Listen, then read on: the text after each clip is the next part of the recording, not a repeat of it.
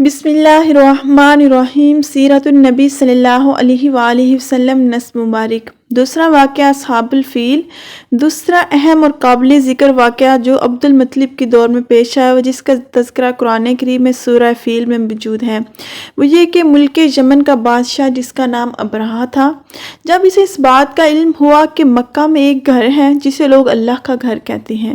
ابرہہ کو پتہ چلا کہ مکہ میں ایک گھر ہے جسے لوگ اللہ تعالیٰ کا گھر کہتے ہیں اور اس کی انتہائی تعظیم و تکریم کرتے ہیں، تو اس نے اس گھر یعنی کعبۃ اللہ کو گرانے کا فیصلہ کیا۔ ابرہہ کی طرف سے کعبۃ اللہ کو گرانے کی اس ناپاک و مذموم خواہش کے پیچھے دراصل براہ راست محرکات اسباب تھے، اور پھر یہ کہ جب اس مقصد کے لیے یمن سے روانہ ہوا اور پھر جب مکہ کی حدود میں پہنچا تو اس دوران کیا ہوا، اس کا تفصیلی ذکر سورہ فیل میں موجود ہے۔ خلاصہ یہ ہے کہ کعبۃ اللہ کو گرانے کی غرض سے جب اپنے لشکر جرار لیے ہوئے مکہ کے حدود میں داخل ہوا اور کعبۃ اللہ کی طرف پیش قدمی کی تو اس لشکر میں بڑی تعداد میں ہاتھی بھی موجود تھے جو غالباً جنگی مقاصد کے لیے استعمال کے علاوہ مزید کعبۃ اللہ کو گرانے کی غرض سے بھی لائے گئے تھے۔ اور جب یہ لشکر مکہ مکرمہ کے مضافات میں منع کے مقام پر پہنچا تو اچانک فضا میں اللہ کی قدرت سے چھوٹے چھوٹے پرندوں کے غول نمودار ہوئے۔ ہر پرندے نے اپنی چونچ اور پنجوں میں کنکریاں تھامی ہوئی تھی اور لشکر کے عین اوپر پہنچ کر ان پرندوں نے وہ کنکریاں ان پر برسا دی، جس سے وہ تمام لشکر ہاتھیوں سمیت نیست و نابود ہو گیا، اور یوں اللہ تعالیٰ نے اپنے گھر کی حفاظت خود فرمائی۔ اور جس سال مکہ مکرمہ میں یہ واقعہ پیش آیا اسی سال وہاں رسول اللہ صلی اللہ علیہ وآلہ وسلم کی ولادت باسعادت ہوئی۔ اللہ تعالیٰ نے قرآن کریم کی سورہ فیل میں اس کا ذکر کیا ہے۔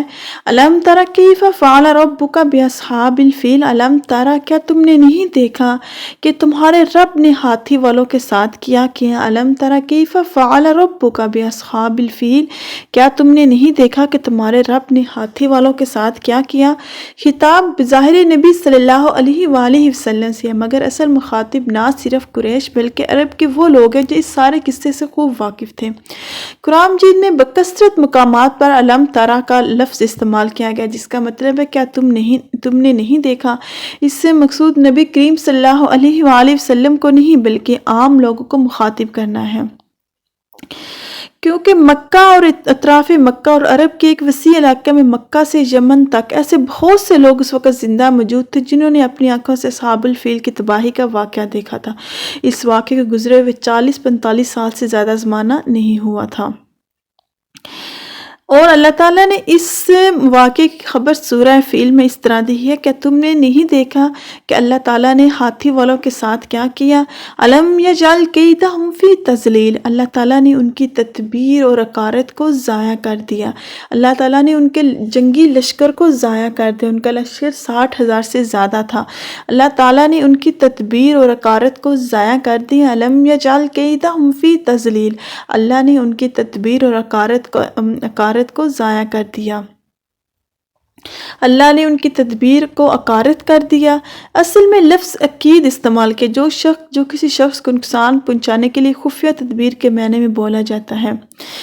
60,000 کا لشکر کئی ہاتھی لیے علانیہ یمن سے مکہ آیا تھا، اور اس نے یہ بات چھپا کر نہیں رکھی تھی وہ کعبہ کو ڈھانے آئی، اس لیے یہ تدبیر تو خفیہ نہیں تھی۔ البتہ جو بات خفیہ تھی وہ حبشیوں کی یہ غرض تھی کہ وہ کعبہ کو ڈھا کر قریش کو کچل کر تمام اہل عرب کو مرعوب کر کے تجارت کا وہ راستہ عربوں سے چھین لینا چاہتے تھے جو جنوبی عرب سے شام و مصر کی طرف جاتا تھا، اور انہوں نے یہ چھپا کے رکھا تھا، اور ان کا جو بھی چھپانے کا مقصد تھا اللہ تعالیٰ نے ان کی تدبیر کو عقارت کر دیا تھا۔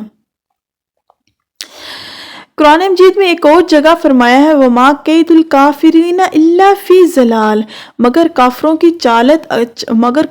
چال عقارت ہوگی، مگر کافروں کی چال ضائع ہوگی۔ دوسری جگہ ارشاد ہوا وَأَنَّ اللَّهَ لَا يَهْدِي كَيْدَ الْخَائِنِينَ، اور یہ کہ اللہ خائنوں کی چال کو کامیابی کی راہ پر نہیں لگاتا۔ وَأَرْسَلَ عَلَيْهِمْ طَيْرًا أَبَابِيلَ، اور اللہ نے ان پر پرندوں کے جھنڈ بھیج دیے۔ وَأَرْسَلَ عَلَيْهِمْ طَيْرًا أَبَابِيلَ، اور ان پر پرندوں کے جھنڈ بھیج دیے۔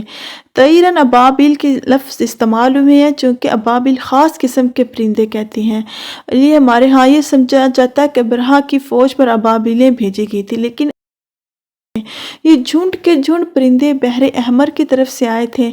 اس سعید بن جبیر اور اکرمہ کہتے ہیں کہ اس طرح کے پرندے نہ تو پہلے کبھی دیکھے گئے تو نہ بعد میں دیکھے گئے۔ یہ نہ نجد کے پرندے تو نہ حجاز کے، نہ تہامہ میں یعنی حجاز اور بحر احمر کے درمیانی ساحلی علاقے کے۔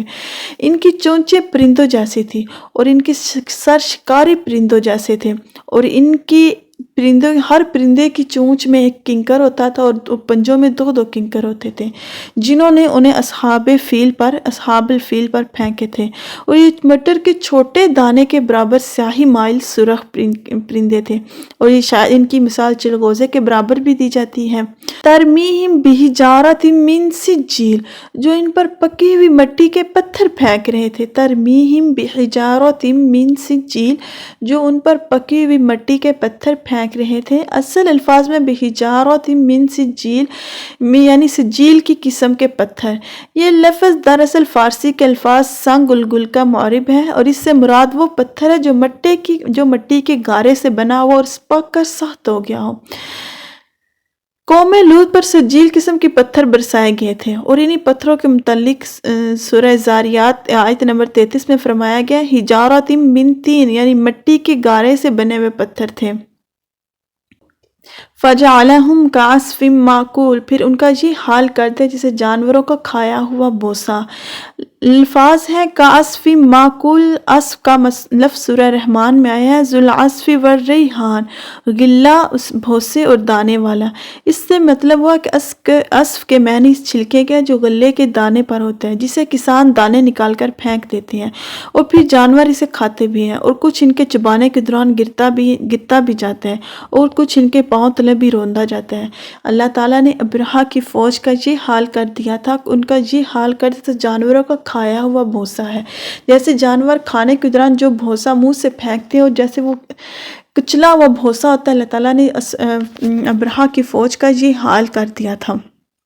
فَجَعَلَهُمْ كَعَصْفٍ مَّأْكُولٍ، ان کا اللہ نے یہ حال کر دیا جیسے کھایا ہوا بھوسا، جیسے جانوروں کا کھایا ہوا بھوسا ہو۔